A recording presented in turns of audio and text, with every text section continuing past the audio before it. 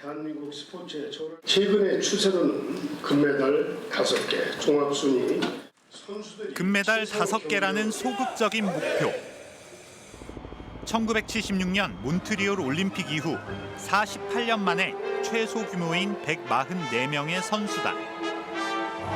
하지만 반전이 벌어졌습니다. 대한민국의 오상욱이 세계를 제패합니다. 금메달 끝났습니다. 대한민국 여자 야구 대표팀 20연패입니다. 11개 종목에서 따낸 메달은 모두 32개. 파리올림픽에서 대한민국은 8위에 이름을 올렸습니다. 각 종목 협회장들도 동행해 기쁨을 함께했습니다. 우리 협회에서 도와서 잘 하려고 하는데 선수들이 그거보다 훨씬 더 잘해가지고. 그런데 정작 선수들은 출전을 못했는데 파리를 찾아온 협회장도 있었습니다. 대한축구협회 정몽규 회장입니다.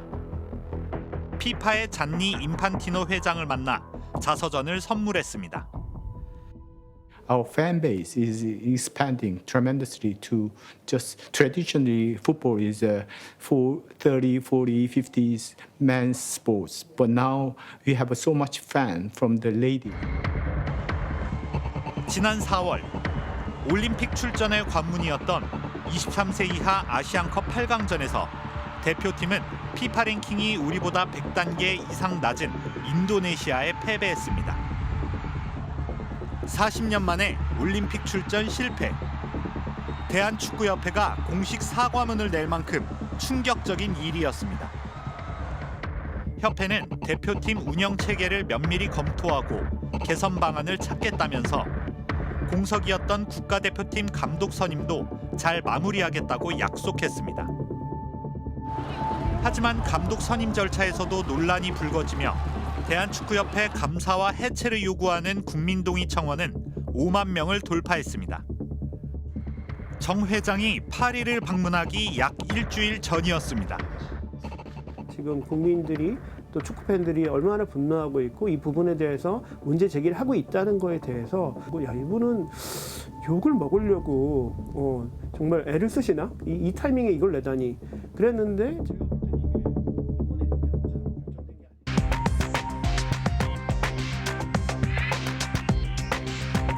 안녕하십니까, 이휘준입니다. 성적 부진의 감독 선임 문제까지 오늘 스트레이트는 논란에 휩싸인 대한축구협회 문제를 통해 한국 스포츠의 병폐를 짚어보겠습니다. 최경재 기자가 나와 있습니다.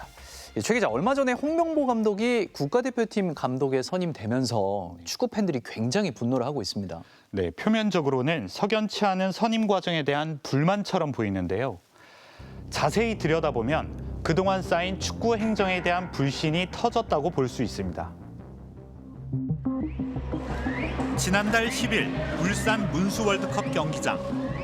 울산 HDFC 홍명보 감독이 소개되자 홈팬들로부터 야유가 쏟아집니다.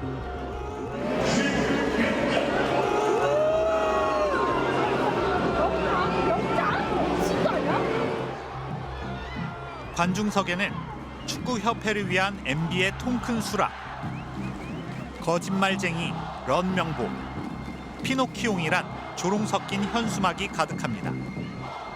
홍명보 감독이 울산을 떠나 국가대표팀을 맡겠다고 선언하자 벌어진 일이었습니다. 안 가신다는 그런 명확하게 표현을 하셨는데 저희 팬들 입장에서도 그런 부분 때문에 더 많은 배신감이 드는 것 같아요. 2002년 월드컵 4강의 주역인 한국 축구의 영웅이자 리그 2연패를 이끈 감독이 국가대표팀 감독을 맡게 됐는데 왜 하루아침에 조롱의 대상이 된 걸까? 축구계는 전임 국가대표 감독이었던 위르겐 클린스만 선임 때부터 굼기 시작한 문제가 결국 홍 감독에 이르러 터졌다고 보고 있습니다.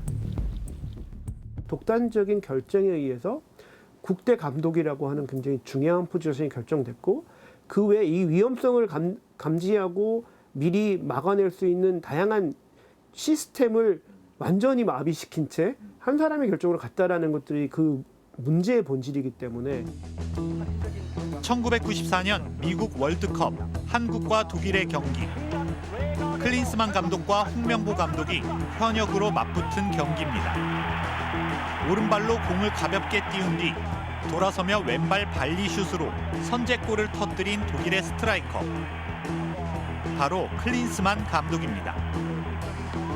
홍명보 감독은 독일을 추격하는 중거리 슛을 성공시켰습니다.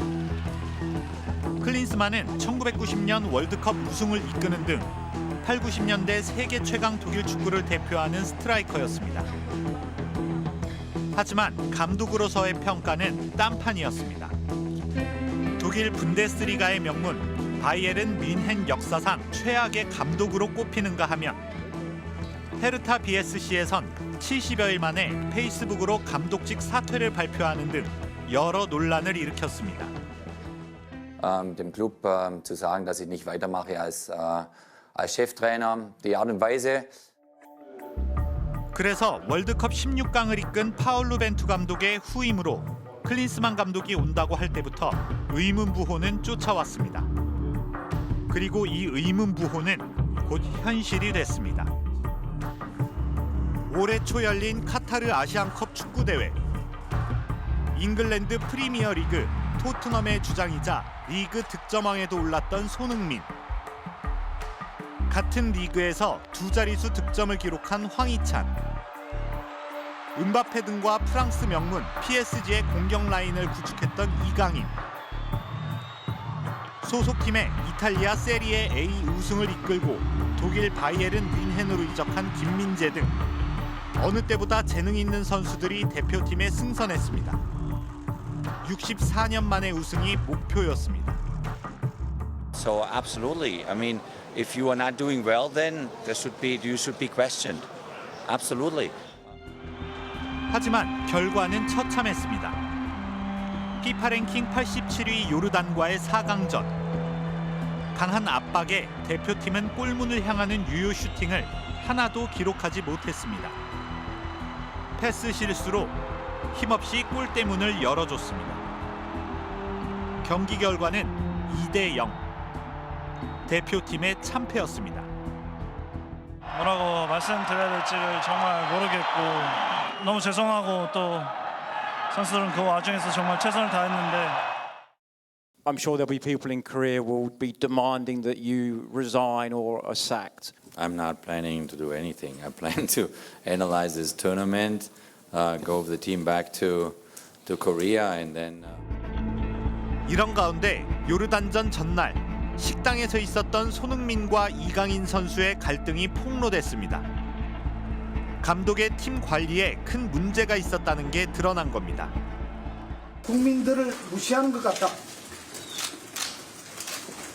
여러 약속을 지키지 않으면서 국민들의 신뢰를 잃었고 회복하기 불가능하다는 평가도 있었습니다.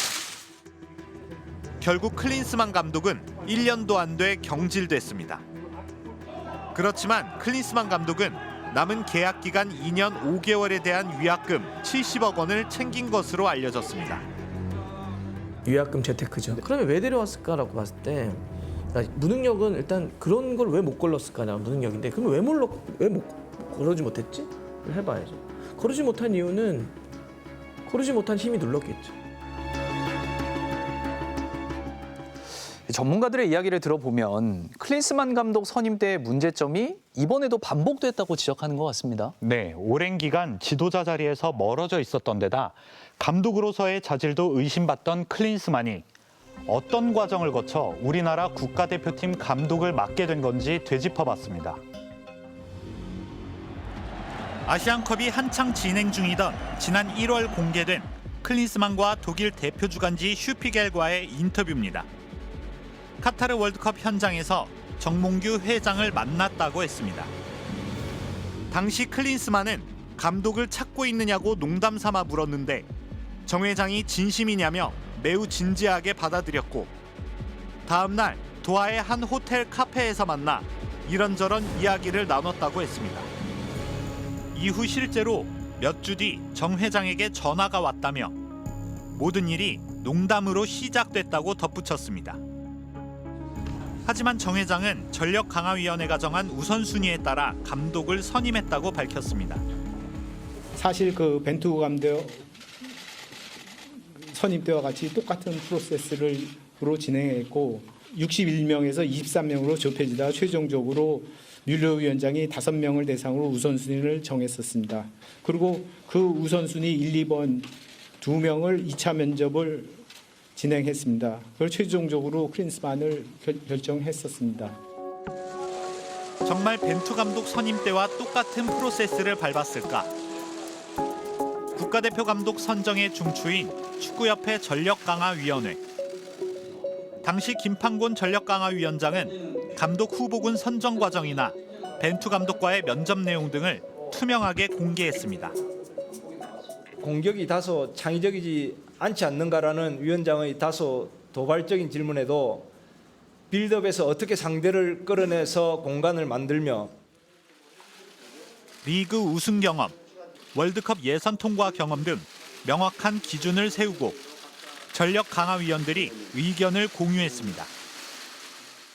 접촉에 성공한 감독들을 대상으로 다시 한번 후보들의 경기 영상과 장단점을 토의한 후에 우선 협상 대상 3명을 정해서 협회에 제출하였습니다. 김 위원장이 축구협회 전무이사와 주고받은 메신저 대화가 후일 공개되기도 했습니다. 전무이사가 벤투 감독에 대해 기준에 부합하는가, 철학은 어떠냐고 묻자 김 위원장이 부합한다고 답합니다. 그러자 전무이사는 댓글은 보지 말라며 결과가 나오면 여론은 바뀐다고 격려합니다. 협회가 전력강화위원회에 상당한 자율성과 독립성을 부여했음을 알 수 있는 대목입니다. 이때 축구협회 전무이사, 바로 홍명보 감독이었습니다. 그럼 클린스만 감독 선임 때는 어땠을까요?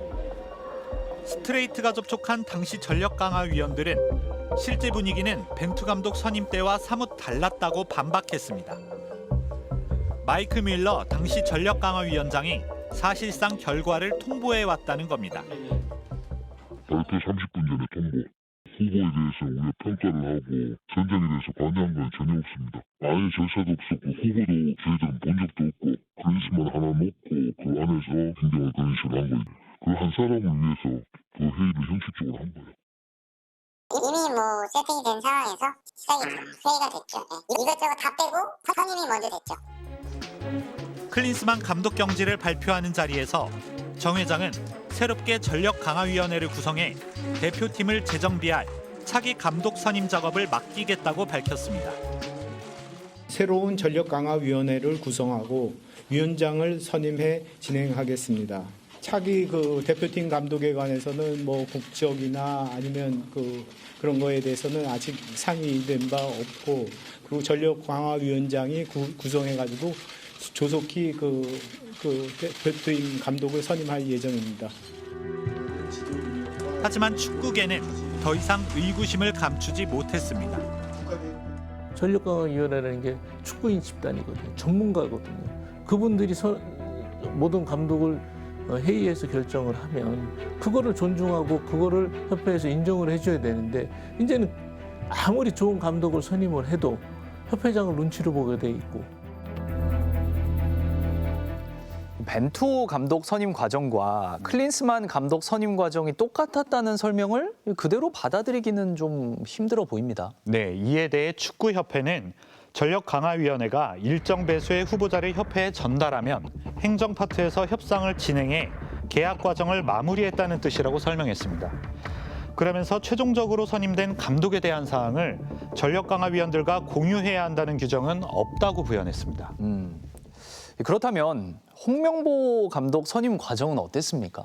네, 전력강화위원회가 홍명보 감독에 앞서 외국 감독 후보들을 추려내면서 정몽규 회장에게 보고한 문건을 입수했는데요. 후보들을 면접하고 평가한 기준과 내용이 고스란히 적혀 있었습니다. 하지만 홍 감독에겐 동일한 잣대가 적용되지 않았습니다. 정몽규 회장의 약속대로 곧바로 전력강화위원회가 꾸려졌습니다.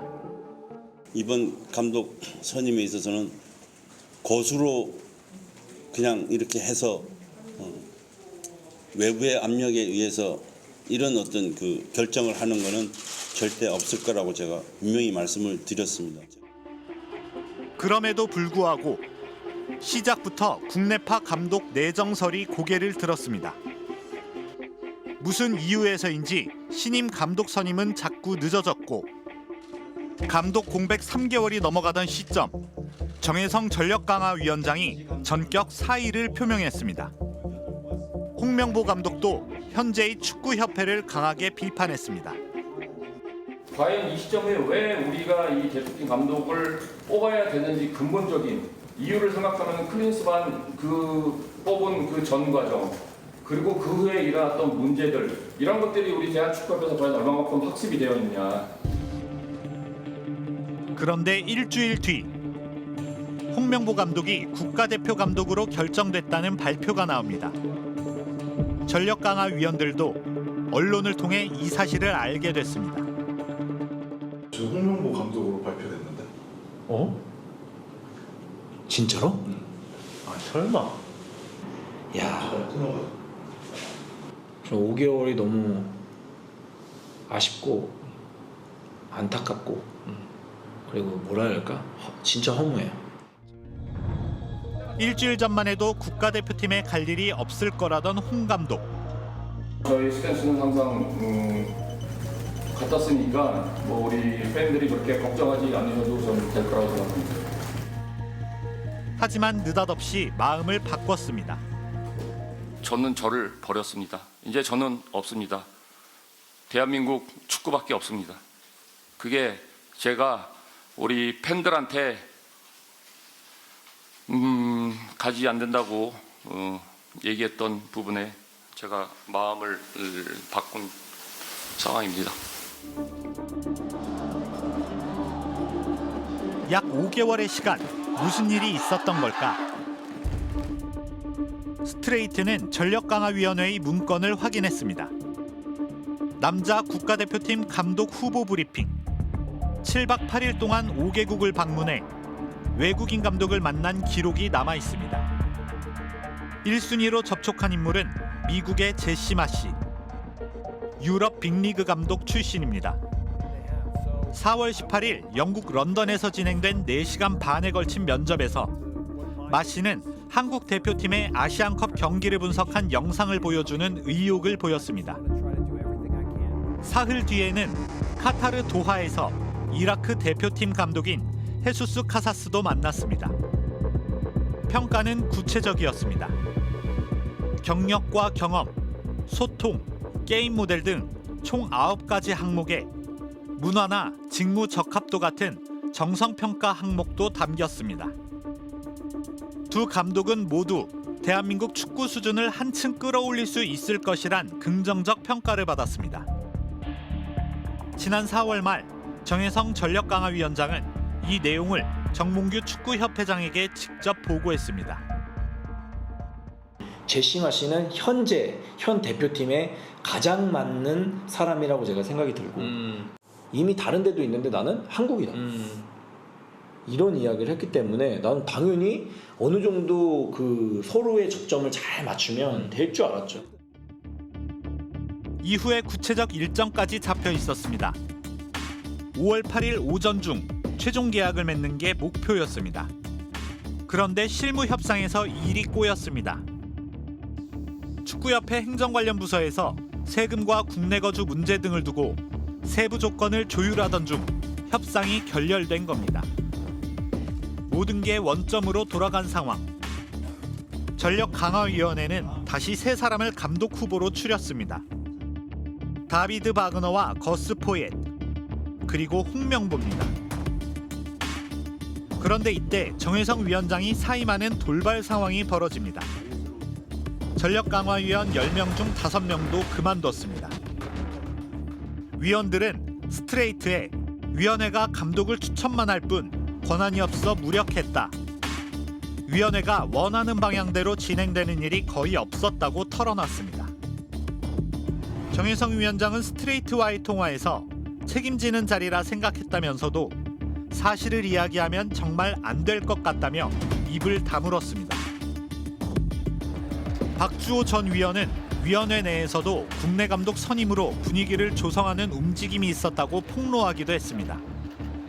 이제 국내 감독 해야 되지 않아? 그러면서 국내 감독 좋은 감독 많은데 외국 감독님에 대해서는 설명할 때 이거는 안 좋고 저건 안 좋고 뭐 이런 얘기를 쫙 해요. 근데 국내 감독님한테 그런 게 아예 없어요. 뭐가 좋다, 뭐가 안 좋다가 없어요. 그냥 다 좋다. 결국 협회는 이임생 기술발전위원장 겸 기술총괄이사가 선임 작업을 이어받도록 했습니다. 이 이사는 2박 4일 일정으로 서둘러 유럽으로 감독 후보 면접을 떠났습니다. 빅리그 감독 출신인 바그너와 포의 두 후보는 파워포인트나 경기 영상까지 활용해 한국 축구 대표팀 운영 계획에 대해 설명했습니다. 그런데 정작 이 이사의 선택은 감독설에 불쾌감을 표시해온 홍명보 감독을 설득하는 것이었습니다. 7월 5일 금요일 경기를 마치고 돌아오는 홍명보 감독님 집 앞에서 밤 11시경에 만났습니다. 홍명보 감독님에게 몇 차례 한국 축구의 철학과 게임 모델을 연결해서 A 대표팀과 연령별 대표팀의 연속성과 발전을 위해서 헌신해 달라는 부탁을 몇 차례나 드렸습니다. 다른 후보자들처럼 프리젠테이션을 하는 과정은 없었습니다. 김판건 위원장과 본인 감독님께서 그 시스템을 만들면서 이제 선임을 했는데 결과적으로는 그 시스템을 버리면서 선임을 하는 지금 결과가 나왔거든요. 그 정강이에서 그래서 뭐 가장 높은 점수를 받았다고 해서 저는 그래서 이제 만난 거지 그 시스템이 어떻게 된 거는 제가 알 수 있는 일은 아니라고 생각합니다.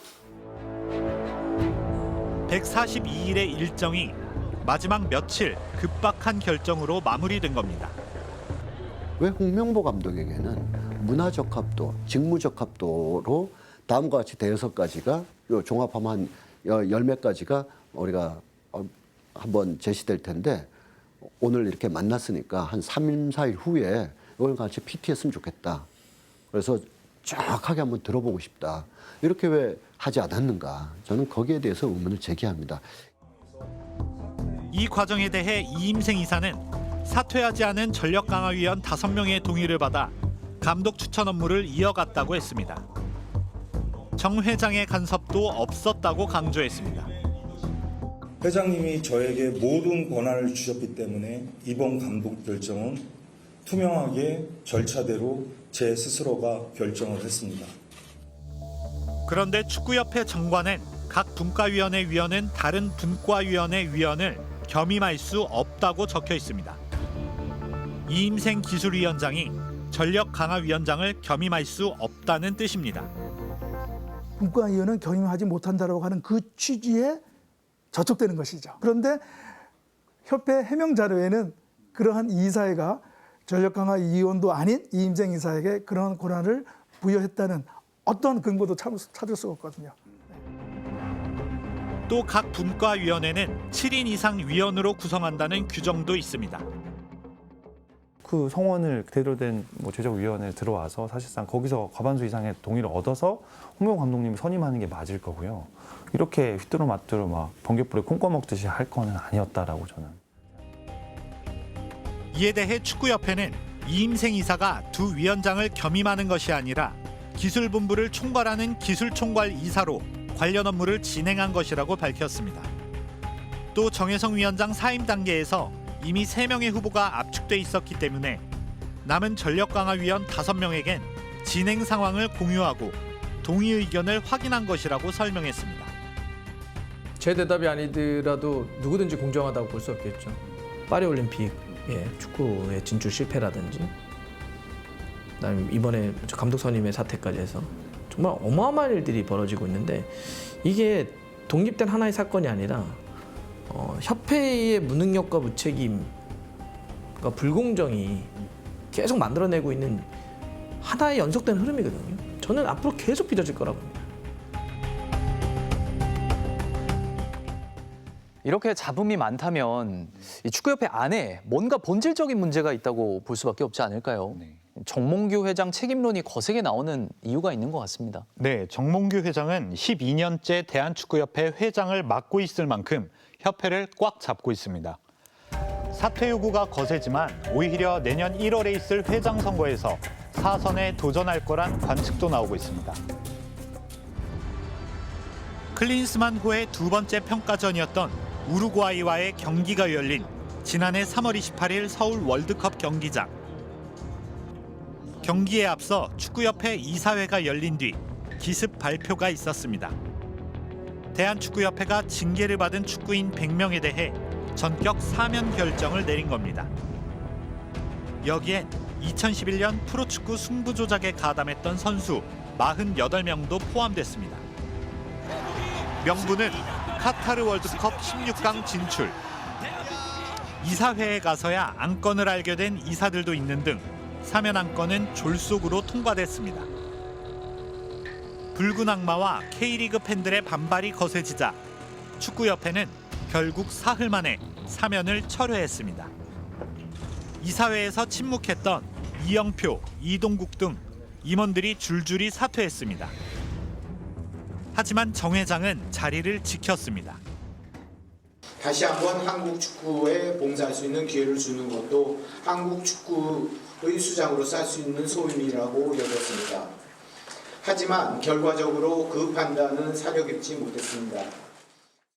대한축구협회라는 것은 정몽규 회장을 위해서 존재하는, 그리고 집행부 역시 정몽규 회장과 같이 뜻을 같이 하는 그런 단체가 아니라는 부분에 대해서 이것을 망각하고 있다는 거예요.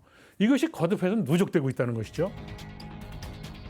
정몽규 대한축구협회장, 고 정주영 현대그룹 회장의 동생 정세영 회장의 장남이자 현 HDC 회장입니다.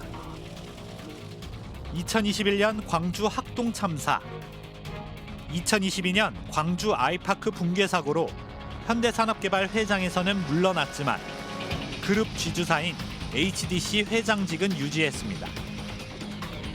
2013년부터 대한축구협회 회장을 맡아 3연임째입니다.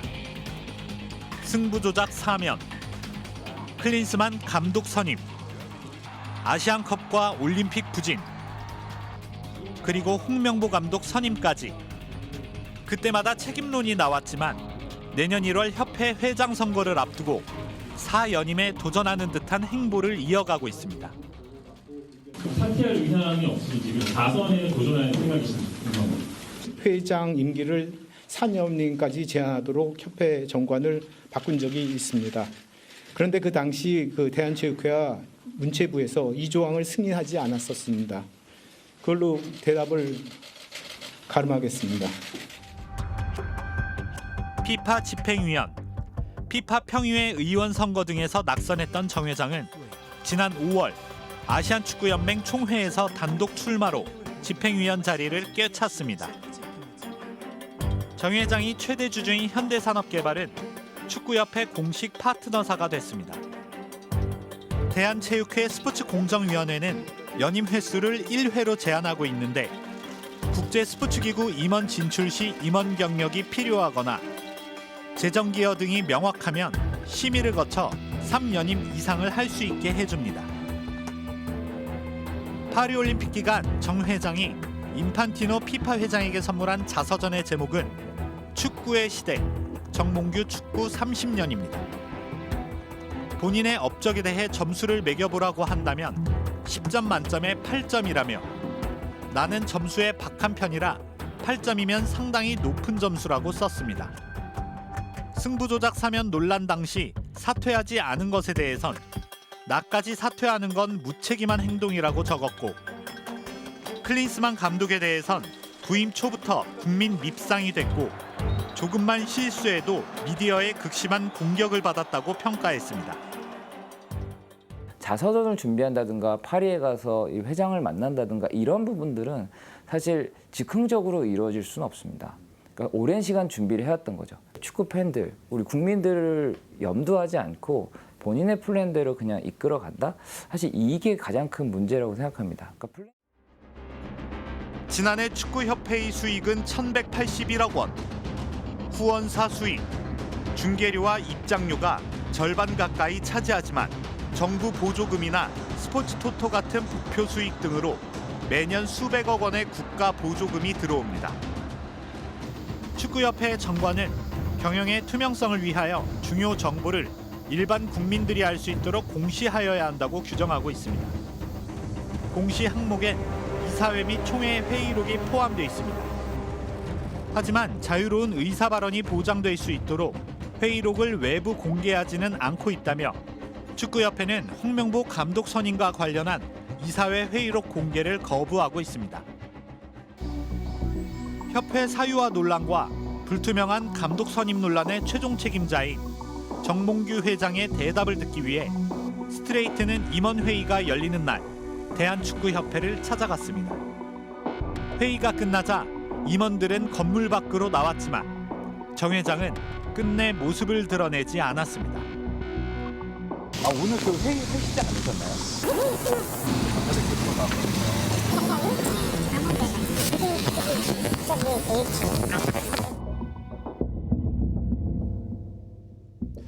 아무래도 축구가 인기가 많은 종목이다 보니까 축구협회에 관심이 쏠렸지만 비단 축구협회만의 문제는 아닐 것 같습니다. 그렇습니다. 파리올림픽 배드민턴에서 금메달을 딴 직후 안세영 선수의 기자회견 기억하실 겁니다. 올림픽의 뛰어난 성과에 가려졌지만 여전히 후진적으로 운영되는 체육협회들이 있습니다.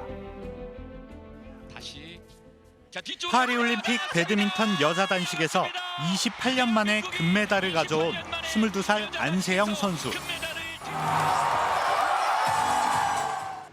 기쁨도 잠시. 작심한 듯 공개적으로 협회를 비판했습니다. 작년 항저우 아시안게임에서 다친 무릎에 대해 협회는 경미한 부상이라고 판단했지만 실제로는 아니었다는 주장이었습니다.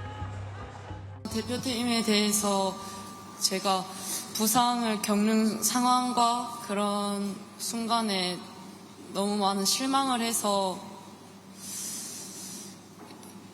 그 순간을 잊을 수가 없거든요. 배드민턴의 발전을 위해서 또 저의 기록을 위해서 계속해서 해나가고 싶지만 협회에서 어떻게 해주실지는 저도 잘 모르겠고요. 파문이 일자 배드민턴 협회는 10쪽 분량의 반박 보도 자료를 냈습니다. 부상을 방치한 적이 없고 안세영 선수가 출전 의지를 보여 여러 대회에 출전한 것이라며 무리한 출전은 없었다고 했습니다. 하지만 논란은 이어졌습니다. 협회가 선수 개인 차원에서 스폰서십을 받는 걸 규제하고 있어 지정된 브랜드의 운동화를 신어야 해 불편했고 경제적 이익도 막혀 있다는 주장엔 대한체육회까지 나서서 배드민턴 협회를 감쌌습니다. 지금까지 배드민턴 연맹이 우리 이용대 선수나 많은 그 국제적인 선수들을 기량을 있는 선수를 배출을 해냈는데 아직까지 그러한 컴플레인은 단 한 번도 없었습니다. 하지만 배드민턴 협회가 회계 산입 없이 후원사로부터 추가로 30%의 용품 후원을 받았다는 페이백 논란이 터졌습니다. 안세영 선수가 지난 1월 협회에 전달한 건의서가 언론을 통해 공개되기도 했습니다. 막내라는 이유로 중학생이 선배들 청소와 빨래 독박, 7년 내내 일부 선배들의 끊어진 라켓줄 교체 등 악습에 시달렸다는 내용이 담겼습니다. 하지만 오랜 관습이란 이유로 별다른 조치는 없었습니다. 어린 선수가 컨디션 조절을 위해서 그냥 대바라진 소리 하는 게 아닙니다. 그게 그 과거의 방식 때문에 자기가 나아가야 되는 부분 이런 것들이 뭔가 막힌다라는 생각을 갖게 되면 화가 날 수밖에 없겠죠. 대한체육회 이기흥 회장은 작년 10월 아시안게임을 결산하며 요즘 선수들이 새벽 운동을 안 하려고 하지만 강제적으로 하게 할 수 없다. 사회 환경이 달라졌고 옛날 방식으로는 안 된다고 진단했습니다. 그런데 해법으로 내놓은 게 선수촌에 입촌하기 전 해병대 극기 훈련을 받는 것이었습니다. 실제로 12월에 파리올림픽 국가대표 선수들은 해병대 캠프에 입소했습니다. 여러분이 목표가 이상을 가지고 있는 그 꿈을 반드시 가지고 위해서 실현을 잘 구현할 수 있도록. 진천 선수촌에선 산악 훈련과 새벽 훈련이 부활했고 밤 시간 와이파이도 차단됐습니다. 최근 이 회장은 파리올림픽 목표 초과 달성의 이유 중 하나로 자신이 추진한 해병대 훈련을 꼽았습니다. 국가가 얼마나 선진성으로 가고 있는지를 판단하는 바로미터가 스포츠입니다. 근데 이제 협회들도 좀 대승적인 차원에서 그런 고민들을 하고 빨리 규정, 규칙 바꿔야 될 것들 지금 바꾸지 않으면 향후 10년 동안 또 이러한 문제들, 선수들의 이러한 불편함들, 또 억울함들 계속해서 발생할 거라고 생각됩니다.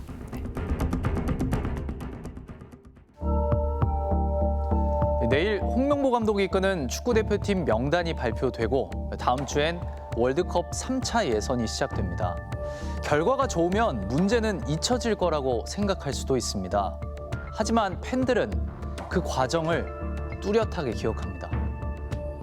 탐사기획 스트레이트, 다음 주에 뵙겠습니다.